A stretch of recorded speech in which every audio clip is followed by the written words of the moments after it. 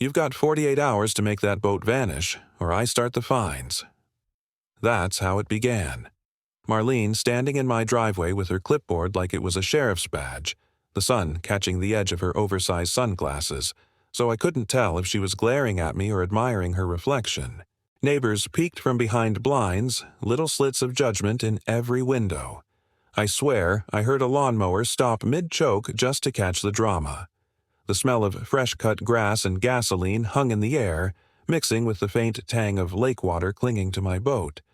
And there I stood, speechless for half a beat, trying to process the absurdity of being treated like I'd parked a UFO on my driveway.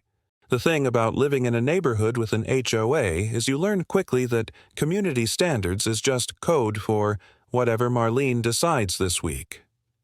I'd been here long enough to know the rhythm. The monthly newsletters printed on neon paper, the passive-aggressive notes slipped under doors about unsightly decorations, the parade of rules that seemed to multiply like rabbits. But until that afternoon, I'd never been the one standing at the top of Marlene's list. "This isn't in the bylaws," I told her, pointing to the boat like I needed to remind her what we were actually talking about. My voice sounded steadier than I felt, and I clung to that like a lifeline. Marlene didn't miss a beat. She snapped open her laminated copy of the HOA handbook, the edges curled from years of overuse. Section 4, subsection 3. All vehicles, trailers, and recreational equipment must be stored out of sight. That, she said, stabbing the air with her pen in the direction of my boat, is recreational equipment. It's a fishing boat, I countered. It's not like I parked a carnival ride on the street. And besides, out of sight means garages. Mine doesn't fit in the garage. The bylaws don't say a word about driveways. She smiled. Not the friendly kind of smile, but the tight, victorious curl of someone who's been waiting for this moment. Then maybe it's time you look into off-site storage. 48 hours. After that, it's $50 a day. She wrote something on her clipboard with the finality of a judge's gavel. I watched her turn on her heel and march back toward her SUV, heels clicking on the asphalt like a metronome of doom. The blinds across the street snapped shut. My pulse was still racing, but not from fear, from fury. That night, I sat at my kitchen table with the bylaw binder spread open, a lukewarm beer sweating on a coaster beside me. The fluorescent light hummed overhead, matching the buzz in my skull. I flipped page after page, highlighting every vague phrase, every loose interpretation. Marlene wasn't wrong about subsection 3, but she wasn't exactly right either. It was all smoke and mirrors, language just fuzzy enough to give her power if no one fought back. I wasn't about to roll over, not when the boat was more than a hunk of fiberglass on wheels. It was weekends on the lake with my dad, early mornings with coffee steaming from a thermos, my kids learning how to tie knots and bait hooks. That boat carried memories, not just rods and reels. 2 days later, I received the official violation letter in the mail, sealed with the HOA logo like some suburban stamp of doom. Failure to comply, it warned, will result in escalating fines. The tone was sterile, bureaucratic, but I could almost hear Marlene's voice beneath the print. I decided to test the waters. At the next HOA meeting, I walked into the clubhouse with the violation letter folded neatly in my pocket. The air smelled faintly of Lysol and stale cookies.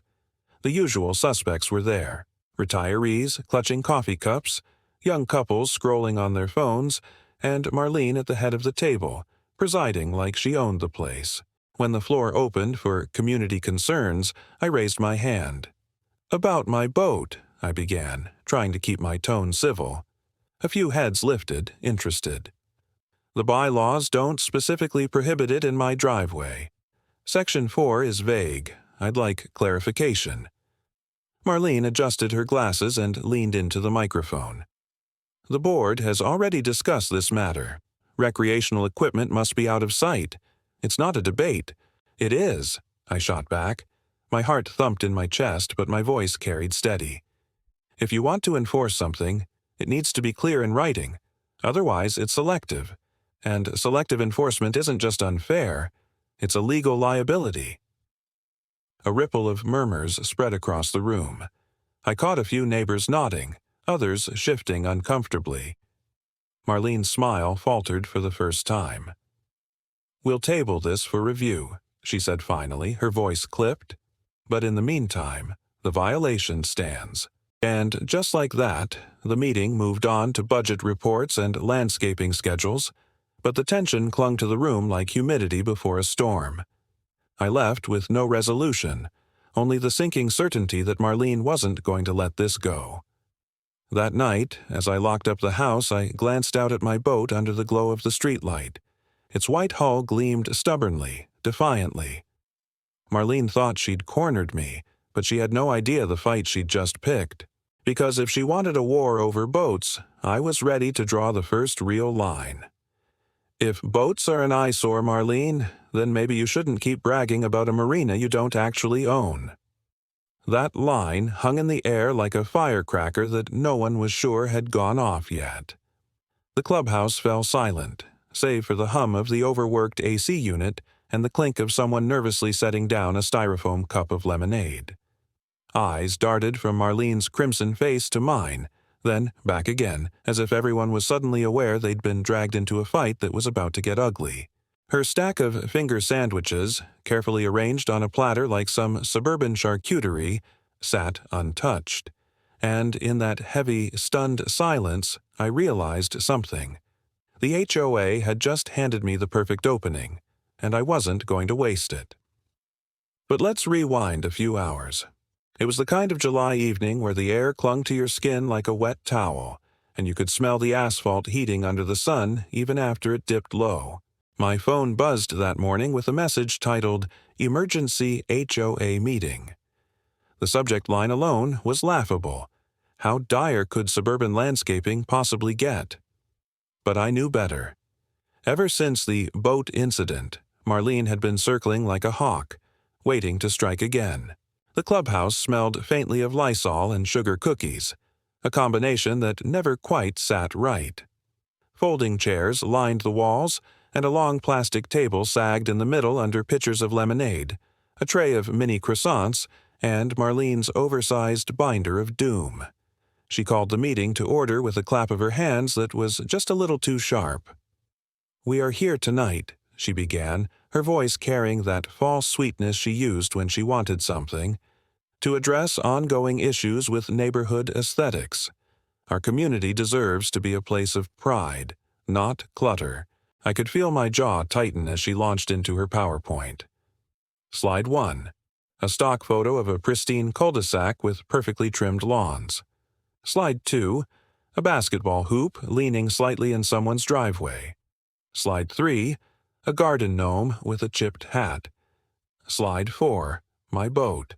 She'd even circled it in red, like a suspect on a wanted poster. "These kinds of items," she said, clicking through, "lower property values, diminish curb appeal, and frankly, create an unwelcoming environment. As your president, I propose stricter enforcement and amendments to our bylaws. No recreational equipment visible. No temporary sports structures. No tacky ornaments." The murmurs started immediately. One neighbor whispered that her kids lived on that basketball hoop. Another clutched her pearls at the idea of banning gnomes. Me? I sat back in my chair, arms crossed, a slow grin spreading as I realized just how far Marlene was willing to go. That's when the kicker hit me like a lightning bolt. See, the Marina, our neighborhood's little crown jewel, wasn't technically HOA property. It sat on land my grandfather had bought decades ago, back when this was nothing but scrub and water. When the development came in, he leased access to the community for next to nothing, assuming goodwill would last forever. After he passed, the paperwork quietly shifted into my name, and, judging by the looks around the room, no one had the faintest clue. Marlene clicked to her final slide, a mock-up of the Marina plastered across an HOA brochure. "This is what we want our neighborhood to reflect," she declared proudly, "a clean, welcoming space." I couldn't resist. I raised my hand, casually at first. "Marlene, just to clarify, if boats are recreational equipment that don't belong, Should the HOA really be advertising a marina? Her head snapped toward me. The marina is a community asset, she said firmly. Actually, I said, pulling the folded deed from my folder like a magician revealing his final trick. It's not. It's mine. Every inch of it. I've just been letting the HOA use it. For free. Gasps rippled through the room. Someone coughed. Someone else muttered, "Wait, what?" under their breath. Marlene froze, lips pressed so tight they nearly disappeared.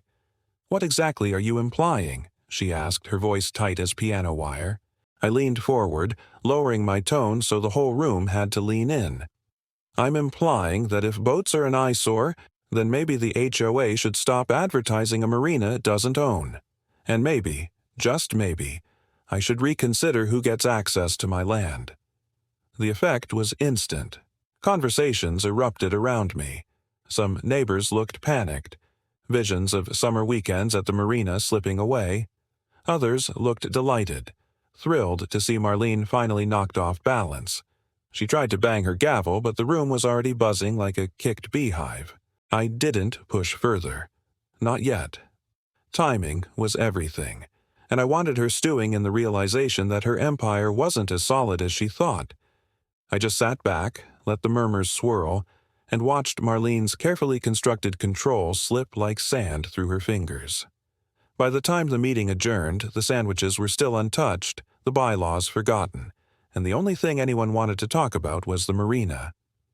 I walked out into the humid night air, the cicadas buzzing loud in the trees, and felt the first cool spark of satisfaction.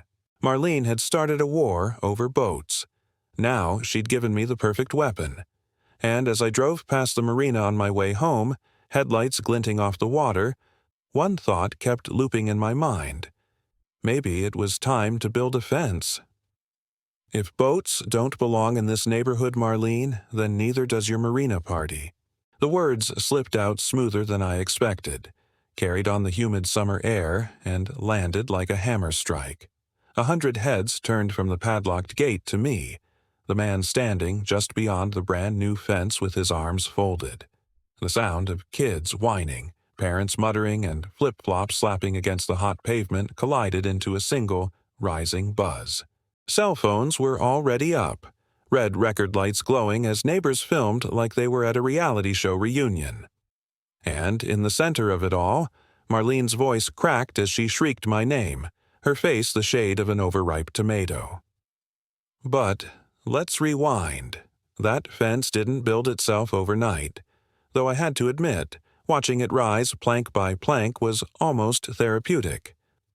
After the emergency meeting fiasco, I spent the better part of 2 weeks calling in favors, renting equipment, and making more trips to the hardware store than I care to admit. The air smelled of sawdust and sunscreen as my buddy and I sank posts deep into the ground, measuring twice, cutting once. By the time the last board went up, the marina was sealed tighter than Fort Knox. A heavy-duty padlock glinted in the sunlight like the final note in a symphony of petty revenge. Officially, I didn't owe the HOA an explanation. The land was mine. The lease, the goodwill, the community access. It had all been a handshake deal passed down from my grandfather. But after Marlene had made it her personal mission to humiliate me, I couldn't resist turning that handshake into a firm slap across her perfectly manicured plans. The HOA flyers started showing up in mailboxes a week later. "Annual summer kickoff at the marina," they read in bold, cheerful letters, complete with stock photos of families laughing by a lake. Marlene's signature, scrawled at the bottom, was the cherry on top. She was planning a party on land she didn't control. I almost felt bad. Almost. The morning of the event, the neighborhood looked like a parade. Folding chairs under arms, coolers dragging across the pavement, kids running ahead with floaties bouncing against their shoulders. The smell of sunscreen and hot dogs already sizzling from portable grills drifted down the street. And then they turned the corner. The towering wooden fence stretched across the entire marina entrance, clean and solid, freshly stained. At the center, a heavy steel gate sealed with a brand-new padlock. The collective gasp was so loud it nearly drowned out the buzz of cicadas. People shuffled to a halt, their chatter turning to confused murmurs. "What is this?" someone shouted. "Is it under construction?" another asked. Then came Marlene, striding forward like a general leading troops, clipboard in hand even at a barbecue. Her sandals slapped the pavement as she marched right up to the gate and tugged at the lock. It clanked loudly, unyielding. She rattled it again for good measure, her bracelets jangling in rhythm. "Open this immediately," she barked, turning toward me. "You can't just— This is community property." "Correction," I said, stepping forward so the crowd could hear. "This is my property. Always has been. You all just forgot because I was nice enough to let you use it." Gasps again. Phones up higher now, filming every second. A few kids giggled, sensing they were witnessing something they'd repeat in school for weeks. Marlene's voice wavered as she tried to regain control. "You can't do this. The bylaws—" "Don't mention bylaws to me," I cut in, my tone calm but sharp. "You've been waving those around like scripture for weeks. Boats are an eyesore, you said. Recreational equipment doesn't belong, you said. So if my boat isn't welcome here, then neither is the Marina. Simple as that." Her mouth opened, then closed, like a fish gasping for air. Behind her, parents were already whispering in irritation, kids tugging at their arms, begging to swim. The whole neighborhood had been promised a party, and now they were staring at a wall of wood because of her. The turning point wasn't when she screamed, though. It was when one of the dads, quiet guy, always polite, never spoke up at meetings, stepped forward and said, "Marlene, maybe you pushed this too far." The murmurs turned into agreement. Heads nodded. Someone muttered, "She did the same thing with our trampoline." Another added, "And the gnome thing." The tide was turning, and Marlene could feel it. Her grip on control was slipping like sand through her fingers. I didn't gloat. Not outwardly. I simply leaned back against the fence, the fresh wood still warm from the sun, and let the weight of the moment settle. Marlene had tried to make me the villain, but now she stood exposed, her empire crumbling in real time under the gaze of her own neighbors. She finally snapped, slamming her clipboard against her hip. "This isn't over," she spat, her voice trembling with fury. I gave her a smile that was all teeth. "You're right. It's just getting started." And as the crowd began to disperse, some annoyed, some amused, all buzzing with gossip, I knew the battle wasn't finished. The Marina fence was just the opening move. Marlene wasn't the type to surrender quietly, and neither was I. Somewhere deep inside, I could already feel the next strike coming.